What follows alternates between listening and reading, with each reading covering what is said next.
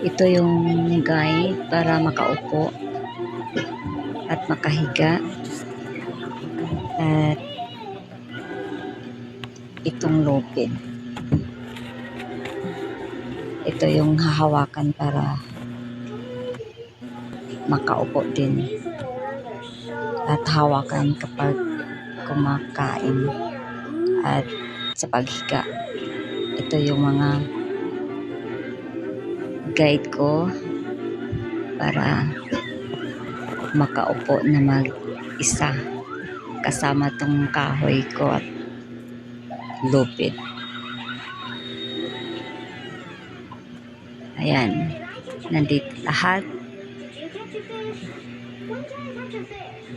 At muntik na akong na-disgrasya dahil sa kahoy na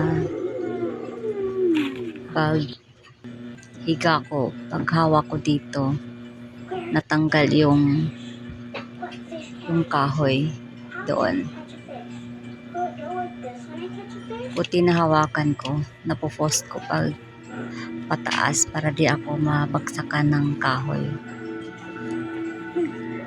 Kasi kung di ko to hawakan, dito to babagsak sa ulo ko, sana kanina. So gawa ko na lang. Ito lang sa kabila din. Yung ano ko, buhay ko. Hindi pala ko higa dahil niya ako pinabayaan. Hindi ako napahamak sa kahoy na muntik nang nabagsak sa aking ulo.